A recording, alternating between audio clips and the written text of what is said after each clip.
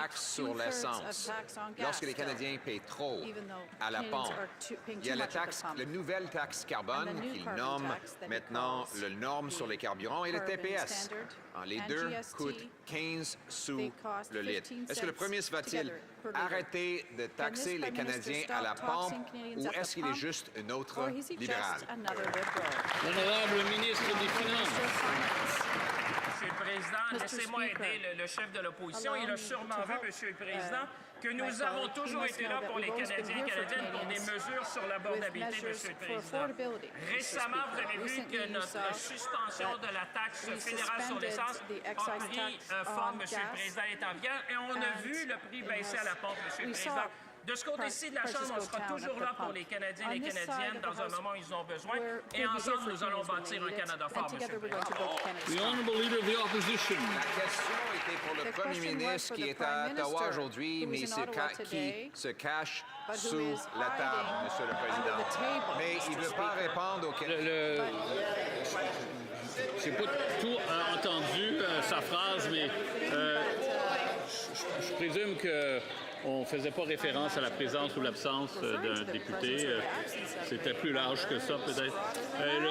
L'honorable leader de l'opposition peut continuer. La raison pour laquelle le Premier ministre déteste répondre aux vraies questions, c'est parce que ça expose l'illusion. Que malgré l'impression qu'il veut qu'on ait, il a doublé le déficit laissé par Justin Trudeau. Incroyable! Trudeau a laissé un déficit de 40 milliards de dollars. Maintenant, c'est presque 80 milliards de dollars. Est-ce qu'il va couper la bureaucratie, BS coopérative, les paradis fiscaux et d'autres gaspillages pour réduire son déficit hors de contrôle? L'honorable ministre des Finances. C'est vrai que le chef de l'opposition est ici. Les jours se succèdent et les questions se ressemblent, Monsieur le Président. Je peux vous dire une chose. Monsieur le Président, il y a une chose qui est vraie, c'est que nous avons le plus, Monsieur le Président. Je pense qu'ils auraient avantage à écouter Monsieur le Président de l'autre côté de la Chambre parce que les Canadiens écoutent. Monsieur le Président, le Canada a la deuxième croissance la plus rapide du G7. Le Fonds monétaire international vient de confirmer que le Canada a la position fiscale la plus forte. Monsieur le Président, mardi prochain, nous allons présenter un plan aux Canadiens pour bâtir un Canada fort. Ensemble, Monsieur le Président. The Honourable Leader of the Opposition. With this Liberal Prime Minister, it's more cost, more crime, more corruption, more of the same. That's because despite the illusions, he's just another Liberal. This is true on gas taxes, where he's keeping two-thirds, yes, they're applauding, he's just another Liberal, keeping two-thirds of the gas tax in place while Canadians get ripped off at the pump. The new carbon tax, which he calls the Clean Fuel Standard, and the GST add 15 cents a litre. Will the Prime Minister stop gouging Canadians at the pump, get rid of all taxes for all the year, or is he just another Liberal? Honorable Ministre des Finances.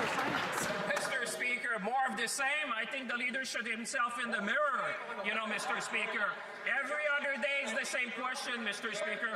But one thing that Canadians know, Mr. Speaker, we're always going to have their back, Mr. Speaker. When it was the time to present the grocery rebate, Mr. Speaker, they were nowhere to be seen. When it was the time to give a gas tax rebate, Mr. Speaker, he was nowhere to be seen. On this side of the House, we'll always stand with Canadians, and Tuesday we'll present a plan to build Canada strong together. That's leadership, Mr. Speaker. The Honourable Leader of the Opposition. The Prime Minister hides under his desk instead of answering questions because whether it's today when he was snarling at a female journalist for him simply asking a question, or in the House of Commons where he hides from those same questions, he knows that as soon as he faces a tough question, it exposes the thinly veiled illusion. And that the reality is that he's just another Liberal. He's doubled Justin Trudeau's deficit, the biggest deficit outside of COVID in Canadian history because of massive increases in spending. Will he cut back on the bureaucracy, the waste, and the tax havens to bring down his out-of-control deficit for Canadians?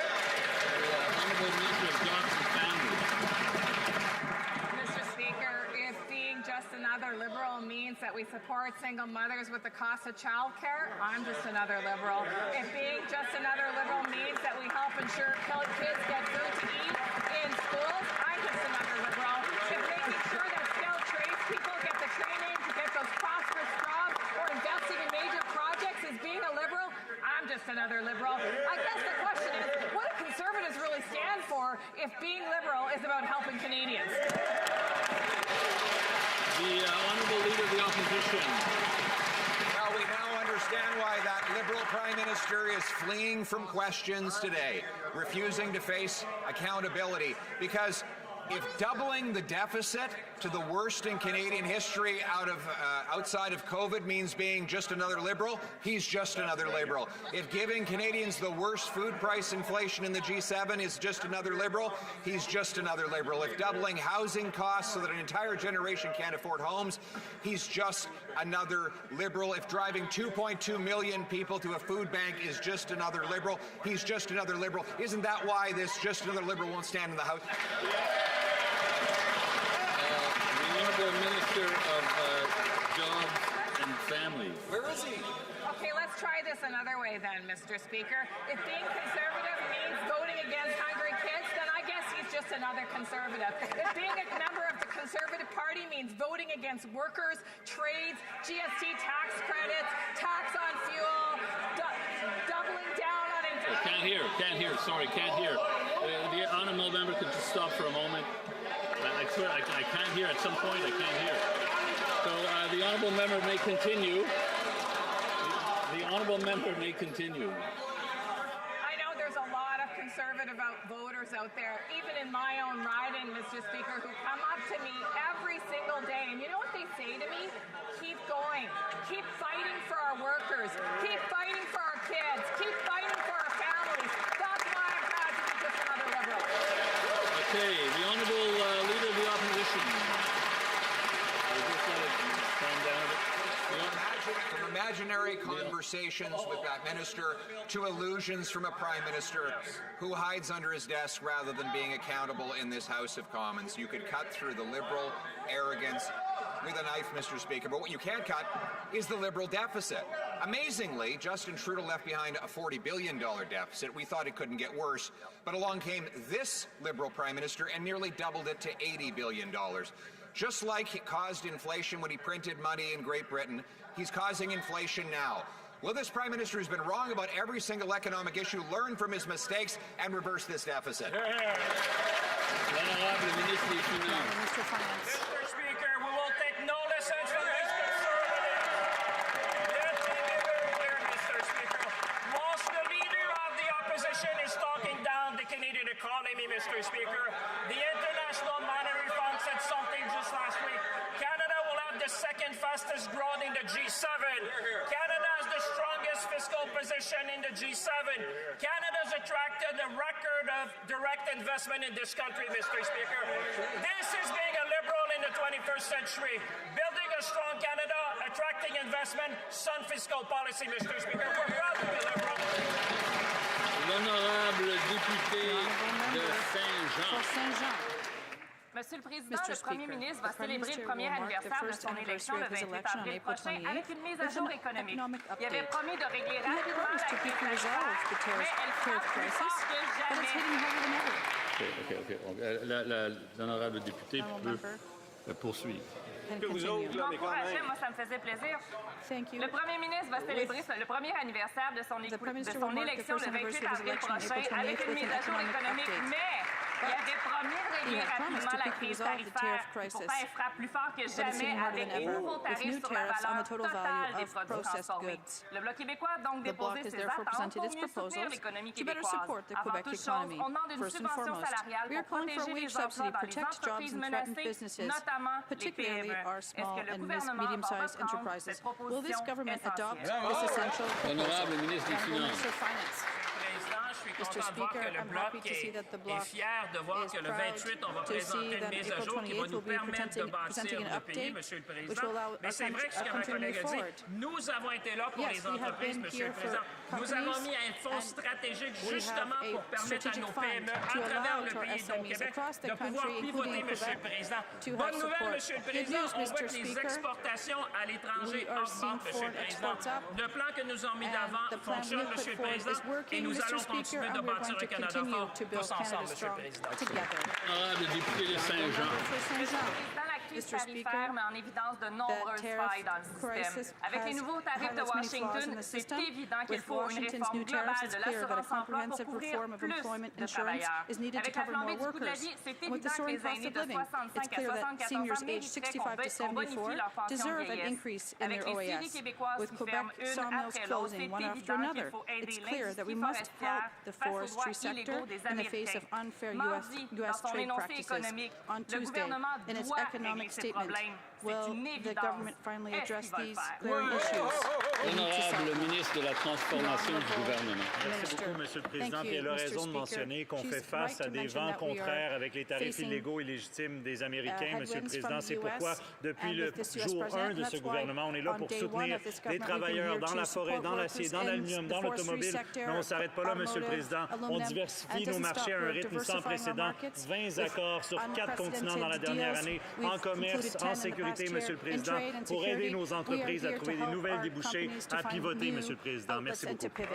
Le député de Mirabel. Monsieur le Président, la mise à jour économique, c'est aussi l'occasion de rappeler aux libéraux que la crise tarifaire, c'est pas la seule crise actuelle. Oui, il faut investir en dépenses, mais c'est pas une raison pour couper en santé, comme ils entendent le faire dès 2028. C'est pas une raison pour abandonner nos médias. C'est pas une raison pour couper dans le transport en commun. Les libéraux sont capables de s'attaquer aux différentes crises à condition d'arrêter de subventionner les pétrolières, puis d'arrêter de ramper devant les géants américains du web et du numérique. Est-ce qu'ils vont se tenir debout? L'honorable ministre de la Santé.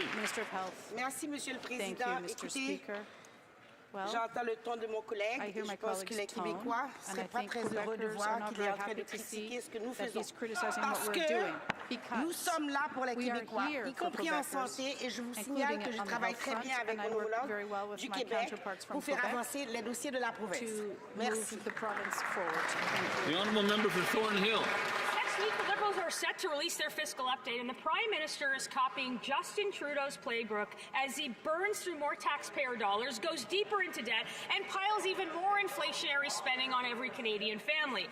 After more than a decade, none of these Liberals have realized that the more they spend, the worse affordability is for everyone. The Bank of Canada confirmed last week that rising interest rates are directly tied to excessive government spending.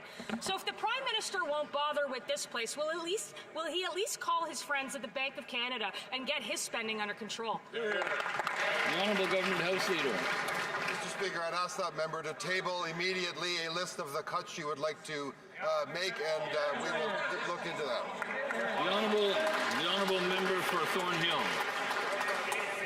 The high-speed train, Alta, consultants, the gun buyback program. There's a number of them, and we can discuss those at length in the House. But the C.D. Howe Institute also said today that persistent Liberal deficits are, quote, undermining growth and living standards rather than supporting them. The thing that they very claim to do.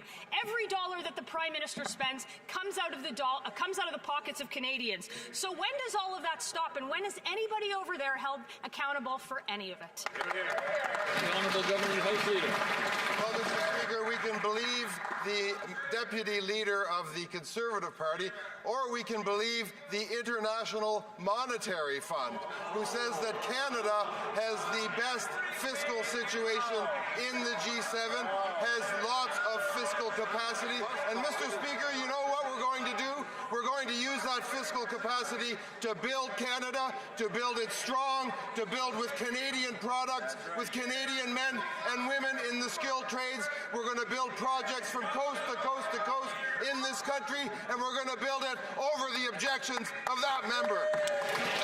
The honourable member for Newmarket Aurora. The CFIB has sounded the alarm on the entrepreneurial drought in Canada for 6 consecutive quarters. More businesses have shut down than opened up, and the Montreal Economic Institute has said that the heartbeat of innovation, job creation and economic growth is in sharp decline. Small businesses spend about 250 hours per year on red tape that could be eliminated, and it wouldn't even cost this government a single dollar. So will the minister admit that the Liberals' tax and spend approach has failed, and get out of the way so our businesses can thrive? Oui, l'honorable secrétaire parlementaire. Merci, M. le Président. Évidemment, je partage avec ma collègue l'intérêt pour nos petites entreprises. Au Canada, 1 million d'entreprises emploient 6 millions de Canadiens et Canadiennes. Je viens tout juste de compléter des tables rondes. On est en train d'accompagner les PME pour les préparer à l'exportation. Avec la stratégie nationale de la défense, il y aura de la place pour les petites entreprises. La Fédération canadienne de l'entreprise indépendante a salué la suspension de la taxe d'assises. Ça aussi, ça permet de soutenir les petites entreprises au Canada. Merci, M. le Président. The honourable member for Newmarket, Aurora. Mr. Speaker, entrepreneurs need a direct and clear answer. The CFIB estimates that the total regulatory cost of government is $52 billion. Businesses are burning through a collective 768 million hours annually on paperwork. And just this week, I met with businesses that have heard Liberal promises for almost a decade, and they are saying, will the Liberals just leave the starting line, just do something? So will they commit today to cutting their red tape, taxes, and government spending so businesses can actually thrive in our country? Monsieur le Président, on a été clair, ça fait partie de la stratégie de soutien aux petites entreprises. La réduction de ce qu'on appelle en français la paperasserie, ça fait partie de notre approche pour les entreprises. Je ne suis pas tout à fait d'accord, évidemment, avec la collègue et avec son énoncé de départ. Je consulte toutes les semaines la réalité des petites entreprises. Ce qu'on sent, c'est que la transformation qu'on est en train d'opérer est soutenante et permet d'envisager un avenir lumineux pour nos petites entreprises. Merci. The honourable member for Calgary Skyview. The Prime Minister claims affordability has never been better, but Canadians know the truth. Food bank use has skyrocketed, rent has nearly doubled, and families are paying more for groceries, gas, and housing. After 10 years of Liberal inflation, everything costs more. Yet this Prime Minister is adding billions in reckless spending, driving up debt and cost of living. Canadians are paying $3,000 each year just to cover up that debt. When will these Liberals get spending under control so Canadians can afford to live again? Thank you. The Honourable Secretary of State for Financial Institutions. Mr. Speaker, that former failed leader and the missing in action current failed leader love to stand up here in this House and talk about the economy. They've been in this House a total of 44 years and have accomplished nothing for Canadians. In fact, their work experience outside of this House, you could fit it on a Post-it note, unless they embellish it again like the former leader did in 2019. On this side of the House, we have the Prime Minister, the plan. He's going to build the strongest economy in the G7. Thank you, Mr. Speaker.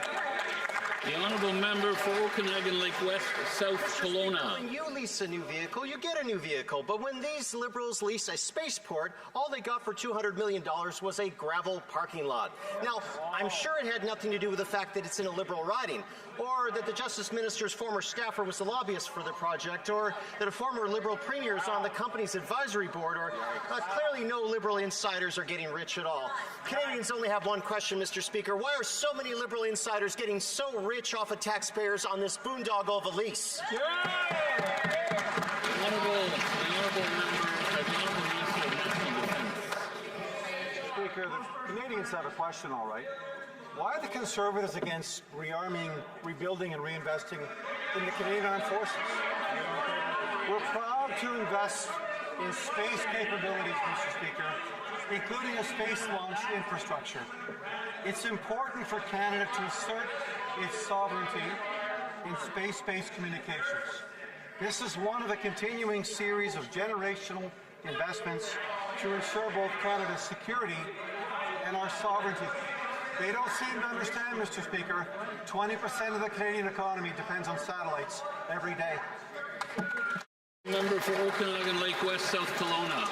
Get that minister some rocket fuel. These Liberals are expert at paying a lot of for nothing. They've turned a gravel pit into a money pit. A former Liberal MP got $237 million for ventilators that went straight into the scrap heap. A Nova Scotia wind farm tightly connected to former Liberal MPs got a $206 million loan. Liberal insiders are making bank while too many Canadians are at the food bank. Mr. Speaker, when will a satellite be launched from our $200 million parking lot?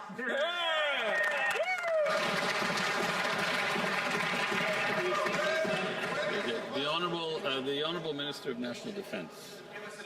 Thank you, Mr. Speaker. As I was saying earlier, before I was so rudely interrupted, 20% of the Canadian economy depends every day on satellites. Whether we're ordering food at our front door, whether we're trading on the Toronto Stock Exchange, whether we are actually now mapping our agricultural products in the production system, whether it's about actually deploying AI for firefighting purposes, we need satellite capabilities. We need secure telecommunications for our Arctic, for our security, for our sovereignty. Guess what, Mr. Speaker? Despite their objections, we're going to build it. Honorable député de Repentigny. Monsieur le Président, le député libéral de Laurier-Sainte-Marie écrit dans la presse qu'il craint que son gouvernement abandonne tout objectif de carboneutralité. Son premier ministre tente d'imposer un autre pipeline de pétrole sale dans l'Ouest en respectant aucune de ses propres conditions. Ça veut dire sans hausser la tarification du carbone industriel, sans protéger l'eau et avec des règlements sur le méthane et l'électricité propre qui sont affaiblis pour satisfaire le lobby pétrolier et gazier. Aucune chance d'atteindre leur objectif climatique, Monsieur le Président. À défaut d'écouter le Bloc, est-ce que les libéraux vont écouter leurs collègues? L'honorable secrétaire d'État à la nature. Monsieur le Président, Mr. Speaker, la crise climatique, elle est climate réelle, on la crisis connaît, is real, we know comme la this, crise mondiale just aussi. like Mais la the seule global façon crisis, par but the only laquelle way on va réussir that à y we'll be faire able face, c'est en to succeed travaillant in ensemble. facing it is working Et pour together. la question de l'Alberta, And for la the issue semaine of Alberta, dernière, j'ai eu last une week, excellente I had an discussion excellent sur discussion le déploiement de la stratégie Une force de la nature about avec nos this collègues nature strategy de with our l'Alberta. colleagues over there. Le dialogue est And this ouvert, on dialogue va is collaborer, open, on va we will be apprendre. Et je cooperating crois and que c'est learning. en travaillant And I think ensemble it's qu'on by va working bâtir un together Canada we'll be able to build a Merci. clean Canada. Thank you. Honorable député The de honourable member Repentigny. for Repentigny. Leur stratégie Mr. nature, Speaker, c'est d'avoir plus de their nature pipelines. strategy Et les means more rumeurs sont pipelines. tellement And graves rumors que jeudi are so dernier, serious that il y avait le last député week, de last Laurier-Sainte-Marie Thursday, the qui member disait for avoir Laurier-Sainte-Marie confiance said en son that he gouvernement had confidence in his malgré ses government reculs climatiques. despite Mais its climate aujourd'hui, step backs. il écrit But today ceci, he wrote, tout compromis any supplémentaire further non seulement compromise mine not les only engagements climatiques du Canada, undermines Canada's mais risquerait climate également de commitments, causer des but dommages also irréversibles à la could santé cause humaine, à l'air pur, irreversible à l'eau damage to potable ainsi qu'à human la health, confiance clean des air, communautés drinking water, and autochtones. the trust of Monsieur le Indigenous Président, communities. Mr. quand est-ce Speaker, que les libéraux when vont se will lever these pour liberals empêcher stand leur up chef de and saccager stop their leader l'environnement? from destroying the environment?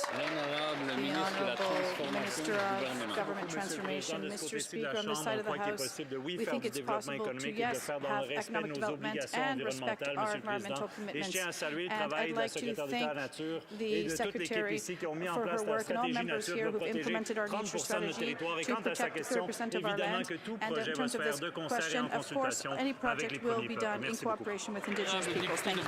The honourable member for Beauce. Mr. Speaker, the Prime Minister has appointed a personal friend as Canada's ambassador to Washington. Mark Wiseman, he's not a wise man. He's against supply management. He doesn't respect the French language. He's even the founder of the Initiative of the Century, which aims to bring millions of immigrants to Quebec to weaken the weighting of French. If the Prime Minister named a friend to be an ambassador to the U.S. who wants to crush the French language and who's against supply management. The Honourable Minister. Monsieur le Président, comme le Premier ministre l'a dit très clairement, l'invitation de l'ambassade aurait dû se faire en français. C'est inacceptable que ça n'a pas été should have been done in French. That's unacceptable. Thank you. L'honorable député de Beauce. Member for Beauce, Mr. Speaker. A friend is a friend, but the Liberals' inflationary deficits are costing Canadians dearly. This year, Canadians will pay $56.6 billion in interest to the Prime Minister's banker friends, $55.6 billion. That even exceeds the cost of Canada's health transfers. The Bank of Canada is clear. High interest rates are a direct result of excessive Liberal debt. During next week's budget update, will the Prime Minister put an end to inflationary deficits? Yes or no? The Honourable Government House Leader. Comme je viens d'indiquer à sa collègue, on a une grande ouverture afin de recevoir les coupes proposées par le député en face et on attend le dépôt de ses propositions. From the opposition members. We could study them.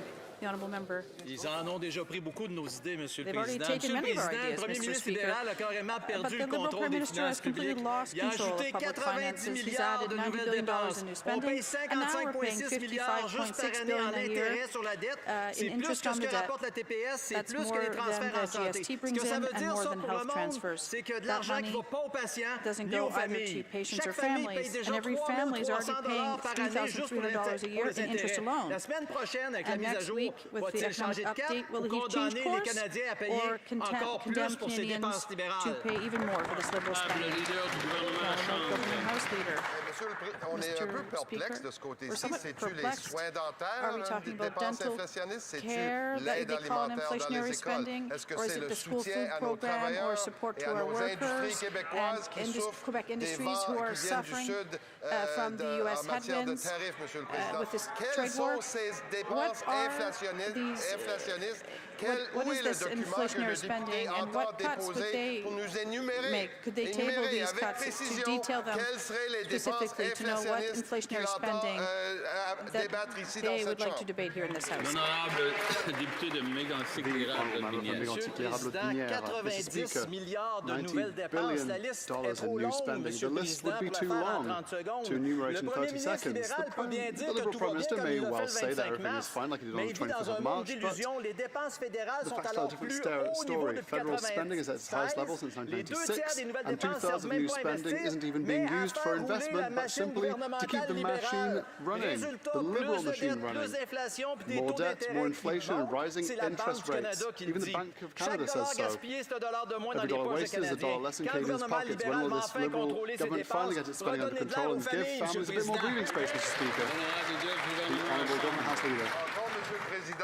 Monsieur le Président, peut-être un choix multiple aiderait aux députés. Est-ce que l'allocation canadienne pour enfants, ça c'est 6 milliards, Monsieur le Président. Le programme national d'alimentation scolaire, 400 millions. Est-ce que c'est l'allocation canadienne pour l'épicerie et les besoins essentiels? Est-ce une dépense inflationniste? L'allocation canadienne pour les travailleurs, ça c'est 3 milliards. Programme de sécurité de la vieillesse, ça c'est 7,5 milliards. Quel de ces choix représente aux yeux du député et de son chef une dépense inflationniste? L'honorable député de Côte-du-Sud, Rivière-du-Loup, Katascomique, Témiscouata. Monsieur le Président, on dirait que plusieurs ne réalisent pas que c'est facile d'annoncer des programmes après programme, mais au final, tout ça sert sur la carte de crédit du gouvernement sans vraie limite. Sauf que sa limite, elle existe bel et bien. Une carte de crédit non payée à fin du mois, ça veut dire des intérêts. Toujours plus de dépenses, toujours plus de déficits, plus de $3,300 par année en intérêts pour chaque famille. Single family. When will these Liberals finally decide to get their spending under control so that Canadians can make ends meet too? The Honourable Minister. Merci beaucoup, Monsieur Thank le you, Président. Mr. J'apprécie Speaker. mon collègue de Côte-du-Sud. Le Fonds monétaire international est clair. Le Canada a la meilleure situation fiscale des pays du G7. Maintenant, je pense que les questions de mon collègue sont intéressantes. C'est quoi pour les conservateurs une dépense inflationniste? Est-ce que ce serait, comme le suggère son chef, de retirer à 39 142 citoyens dans son comté le régime canadien de soins dentaires qui leur permet d'économiser jusqu'à 1 200 $ par année pour avoir le dentiste? Est-ce que c'est de priver les résidents de son comté de 87 12 000 familles avec l'allocation canadienne pour enfants? Est-ce que c'est de baisser les salaires des hommes et des femmes des forces armées canadiennes comme ils l'ont fait pendant tant d'années? On aimerait savoir. Mr. Speaker, Build Canada Homes is Canada's affordable housing builder, and it's already delivering real results. It's working with partners to accelerate the construction of affordable homes across Canada, including right here in Ottawa. In just a few short months, we are already seeing progress, fast-tracking 8 shovel-ready projects in growing neighborhoods. Can the Minister of Housing and Infrastructure please update this House on the momentum that the partnership between Build Canada Homes and the City of Ottawa is delivering? Okay, Kamloops Nicola, Thompson Nicola. The Honourable Minister of Housing and Infrastructure. Thank you, Mr. Speaker, and thanks to the member for his question. Exciting news this morning here in Ottawa. I was proud to be at a construction site with Prime Minister and the Mayor to announce those 8 shovel-ready projects. Over 1,100 homes, over 90% of those affordable homes by the Build Canada Home Standard. This is great news, Mr. Speaker. We are building at scale. We are prioritizing projects on the ground.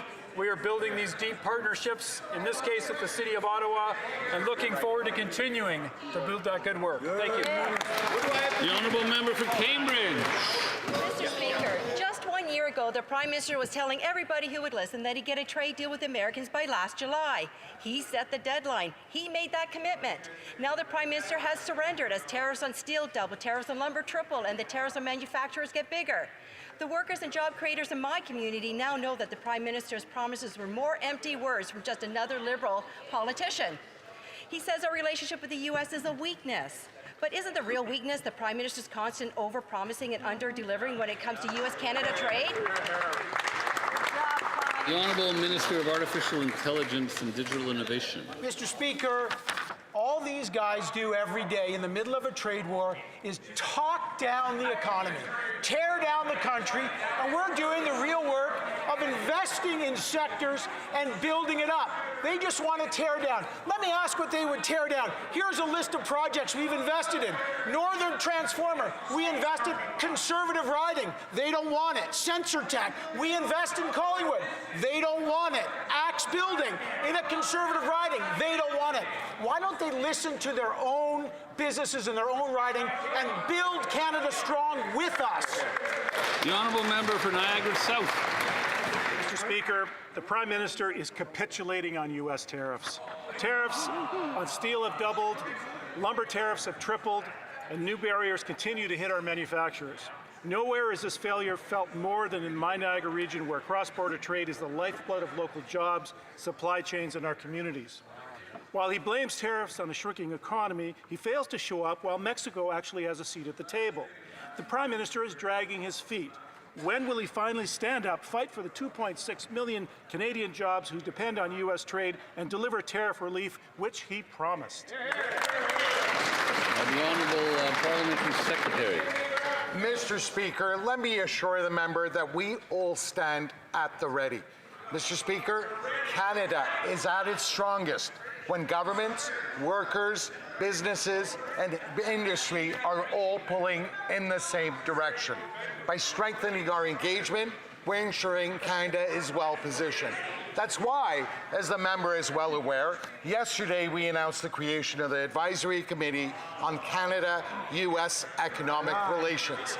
This will serve as a forum for knowledge sharing, expertise, and feedback on all issues. Thank you, Mr. Speaker. The Honourable Member for Fundy Royal. Mr. Speaker, we have the only shrinking economy in the G7, and as the Prime Minister dithers, even Mexico is making progress on a deal.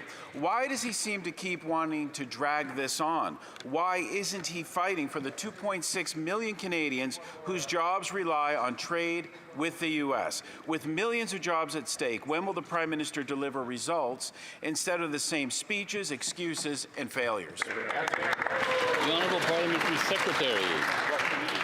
Mr. Speaker, once again, allow me to emphasize that we stand at the ready. For the past several months, what we have been doing is consulting with the provinces, consulting with the territories, consulting with businesses, consulting with labor leaders.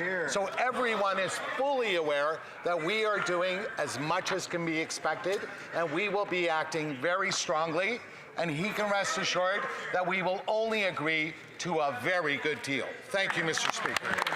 The Honourable Member for Dufferin-Caledon. 7 months. It's been 7 months since there's been a formal meeting or negotiation to exchange offers to remove these American tariffs.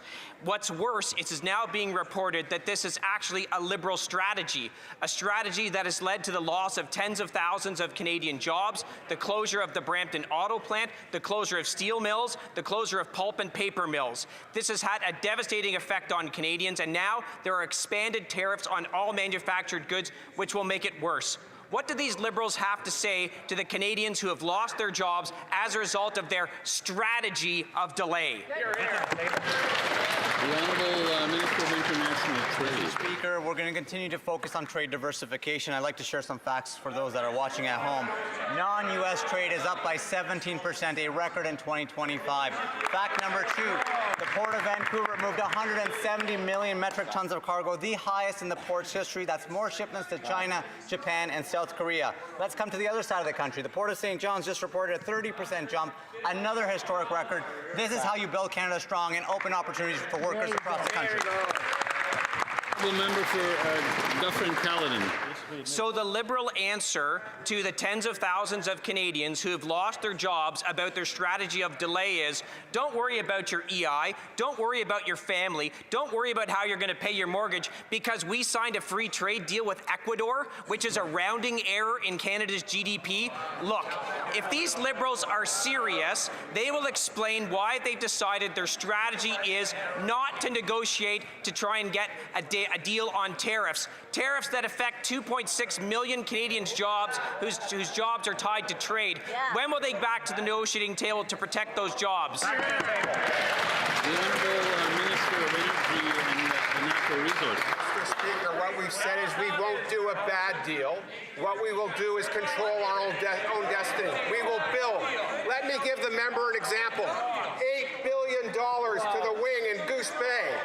A new wind farm in New Brunswick, a new intertie in New Brunswick, a new port in Montreal, a new graphite mine in Quebec, a new nuclear reactor in Ontario. I can keep going, Mr. Speaker. That's how we build Canada strong. The honourable member for Riding Mountain. Mr. Speaker, Canadians are learning the Liberals spent $300 million on a software program called Prescribe IT.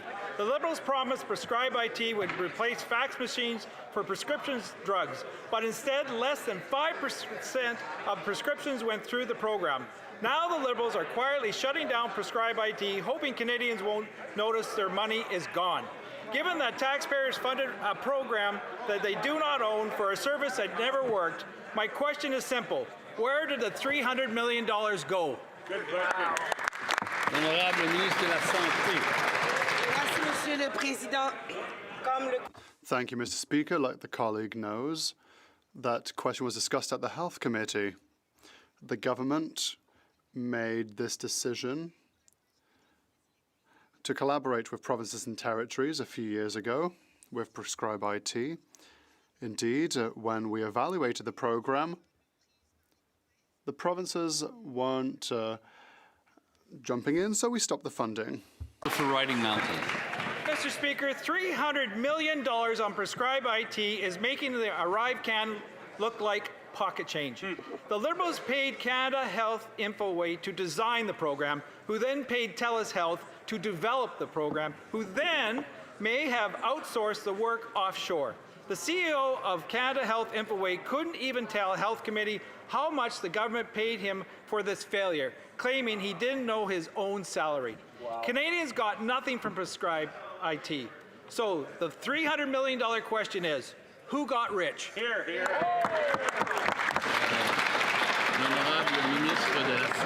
The Honourable Minister for Health. Thank you, Mr. Speaker. Like they know full well, the program was implemented with provinces and territories, so the money was spent. That said, health professionals didn't use the program enough to justify its continuation, and so we terminated it. The honourable member for Red Deer. Mr. Speaker, yesterday it was revealed that Canadians paid over $275 million on health care for 130,000 rejected refugee claimants in the past 10 years. When bogus refugees and scammers are benefiting from a health care system they don't pay into and are receiving additional care that Canadians don't, like vision care, counselling, home care, and physiotherapy, something is wrong. When will the Prime Minister put Canadians first and stop scammers from taking advantage of our system? Honourable Minister of Immigration, Refugees and Citizenship. Thank you very much, Mr. Speaker. The cost of health care for asylum claimant is tied to volumes. The good news is the asylum claims have gone down. If you compare the first 2 months of this year to 2024, it's gone down by 2/3. That's good news for Canada, and we will, with C-12, continue to reduce those claims. Thank you very much. Honourable member for Red Deer. Mr. Speaker, 6 million Canadians without access to a family doctor will not be lectured by these Liberals, while their own tax dollars are being abused and they can't get the proper care they need. The fact is, non-citizens whose asylum claims have been rejected have no reason to be in this country and should not benefit for better health care than Canadians. When will the Prime Minister admit he's lost control of immigration and stop letting scammers treat Canadians as a walk-in clinic? The Honourable Minister. Thank you very much, Mr. Speaker. That program that member speaks about represents 0.2% of the total health spending for Canada. I think they better get their facts straight and stop fear-mongering off of the backs of people that are vulnerable and that need to be protected. We will continue to do what is right for Canadians and what is right to protect Canadians and everyone in Canada. Thank you very much. The Honourable Member for Brampton South. Speaker, our government is investing $79 million to the Strategic Response Fund to advance regenerative medicine, including innovative cures for diabetes. Can the Minister of Health tell us how this investment will drive innovation in diabetes research and improve outcomes for Canadians living with diabetes? Thank you. L'Honorable Ministre de la Santé. The Honourable Minister for Health. Thank the member for her leadership on diabetes. We can't build Canada strong without healthy Canadians. Investments like these show our commitment to building a more resilient, modern, and sustainable healthcare system. Thanks to our investment, we are helping create approximately 400 jobs across the Vancouver region, which is great news for the economy and the people. Just as importantly, it shows that we want next-generation healthcare solutions to build here in Canada. Thank you. The Honourable Member for Oxford. Mr. Speaker, thanks to the RCMP and CBSA, a massive multi-million-dollar drug lab was shut down near Norwich. In Woodstock, drug dealers pushing fentanyl and cocaine were arrested but then released on bail. Liberal weak on crime, catch and release, and open border policies are destroying our communities. Under their watch, 50,000 Canadians have lost their lives due to drug overdoses. So when will the Liberals crack down on these criminals and protect our communities? The Honourable Minister of Justice. Mr. Speaker, I have good news to share with my honourable colleague. He will be well aware of the fact that we are in the midst of moving forward with generational changes to Canada's criminal laws, including the Bail and Sentencing Reform Act, which will lead to stiffer penalties and harder conditions on bail for the very criminals that he raises in his question. The only question that I have, Mr. Speaker, if the Conservatives, after months of obstruction of the Justice Committee, will finally be collaborative now that they know there is a majority Liberal government who will implement the strongest criminal reforms we've seen in years, with or without their assistance. The Honourable Member for Oxford. Mr. Speaker, the police are doing their jobs, but it's this Liberal government that's failing Canadians. They promised 1,000 new RCMP officers, 1,000 new border guards, but they failed to deliver them. The AG says that in Canada, we are short 3,400 RCMP officers. Meanwhile, illegal guns, illegal drugs keep pouring across our borders and into our communities. So will the Liberals stop recycling their speeches and finally act to protect Canadians? The Honourable Secretary of State for Combating Crime. Mr. Speaker, we've implemented the strongest tightening of the Criminal Code of Canada ever in the history of this Parliament.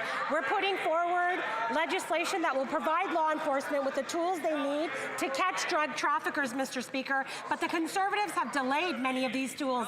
Lawful access, Mr. Speaker, should have been passed months ago, but finally now, Mr. Speaker, it's at the committee stage, and I hope the Conservatives listen to law enforcement and provide them with the help that they need.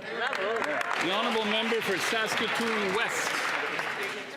Mr. Speaker, for years, residents and businesses in Saskatoon West warned the Liberals that the drug injection site was creating chaos and disorder in the community. The Liberals approved and funded the site even though it was within 200 meters of a school. Now, the whole operation has collapsed into bankruptcy and closure. That should be the end of this failed experiment. Saskatoon needs hope, recovery, treatment, and safety, not a new license for the same disaster under different management. Will the Minister of Health give the people of Saskatoon West a clear answer today and promise that she will not approve a new drug injection site in Saskatoon?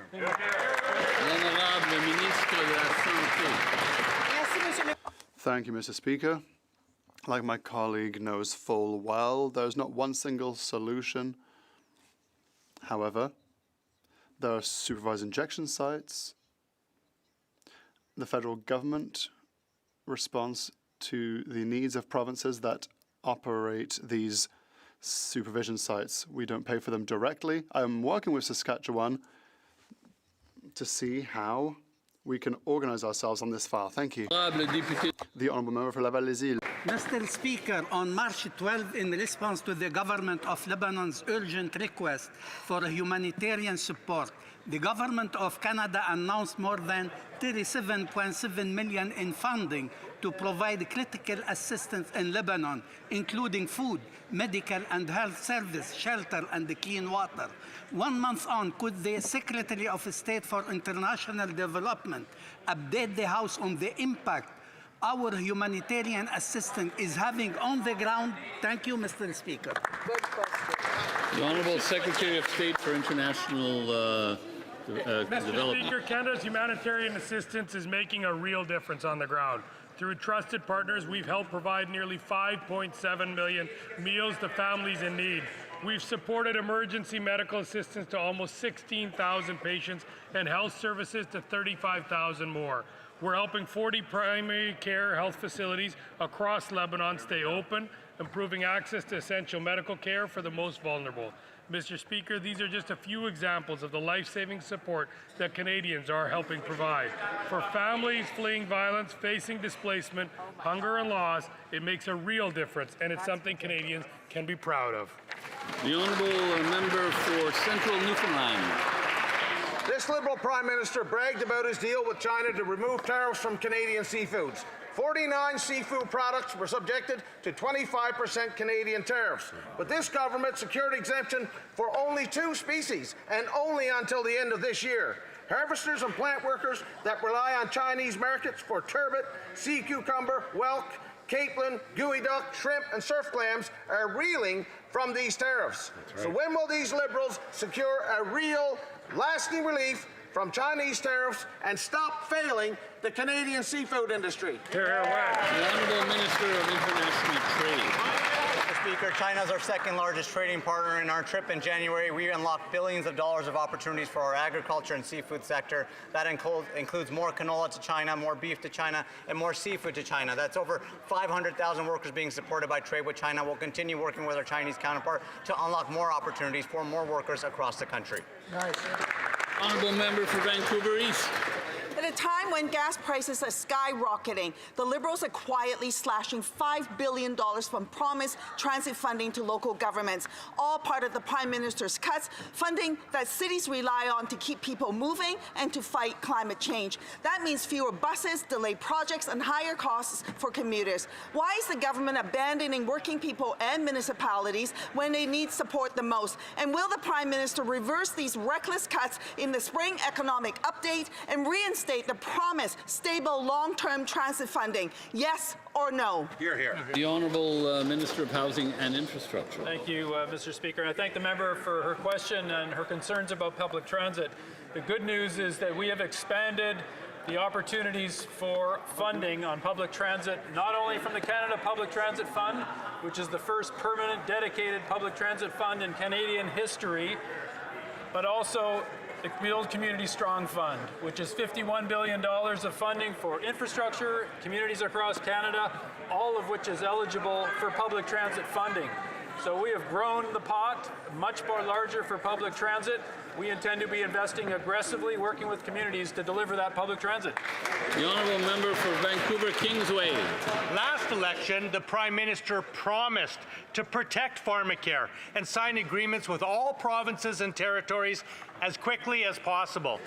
Despite those clear commitments, his government has failed to sign a single agreement. And this week, PEI's health minister revealed the Liberals' plan to scrap Pharmacare entirely when current deals expire. Will this government provide funding in the spring economic update to protect Pharmacare and expand it to all Canadians as they promised, or are Liberals breaking their commitment to public Pharmacare? Hear, hear. L'honorable ministre de la Santé. Thank you, Mr. Speaker. I would like to repeat something that I always have to repeat when we talk about Pharmacare. The government is always committed to talking with provinces and territories to see how we can better support Canadians in healthcare based on their needs. With regards to Prince Edward Island and the article to which my colleague has made reference, these are programs that will end naturally in the next few years. So the government has cut nothing. Quite the contrary, I'm working with the province of Prince Edward Island to see how to better support them in healthcare. And that brings an end to question period for this Thursday. I will give members a few minutes. Member for Elgin, St. Thomas, London South, is it? Thank you, Mr. Speaker. During statements by members, I couldn't help but notice that the Minister of Finance took a photograph on his phone of the Secretary of State for Rural Development, which, as you and the Minister should know, is very much against the rules of this House, and I'm just hoping you could direct the deletion of that photo. I didn't see that, but if that's the case, the minister would have to obviously delete the photo. I don't know if the minister has a reply to that point of order. Mr. Speaker, I apologize and will delete it. It was one of my documents. Merci. Okay, that went smoothly. Okay, we'll give everyone a few seconds to leave quietly. We'll allow members who wish to leave the chamber to please do so quietly so that we can continue with our work. And because it's Thursday, obviously, we are waiting with great impatience for the question from the Opposition House Leader. The Honourable Opposition House Leader. Thank you very much, Mr. Speaker. Now it's time for everyone's favorite part of the parliamentary calendar, the Thursday question. I was hoping the government House Leader could update the House as to the business for the remainder of this week and into next week, specifically on the heels of recent data showing that Canada, once again under this Liberal Prime Minister, has the highest food inflation in the entire G7. Will we expect any legislation to provide relief at the grocery store? We would be willing to fast-track legislation that would go the full way to lifting federal taxes off of gasoline and diesel, should the government want to introduce that legislation as well. One of the things that strengthens a dollar and protects a currency against the devaluation is when investors are trying to put money into our country. The two Liberal bills from the Trudeau era, the anti-development bills, No More Pipelines bill and No New Development bills, are blocking investment into Canada. Will the government finally repeal those anti-development laws that is contributing to the weakening Canadian dollar and helping drive up prices? Thank you, Mr. Speaker. Honourable Government House Leader. Thank you, Mr. Speaker. I've taken careful note of those questions from my honourable colleague, and perhaps I'd offer a challenge in return, and that is if he could work with his colleagues over the weekend so that we get a list, a very precise list of all of the things that constitute, in their mind, inflationary spending, and that could document. We would certainly rush to agree to have them table that document, and we'll take a look at it before the Minister of Finance rises next week and gives his spring economic update. Mais d'ici là... But until then, Mr. Speaker, this afternoon we will begin studying Government Business number 9 concerning committee makeup. Tomorrow we will continue second reading of Bill C-25, the Strong and Free Elections Act.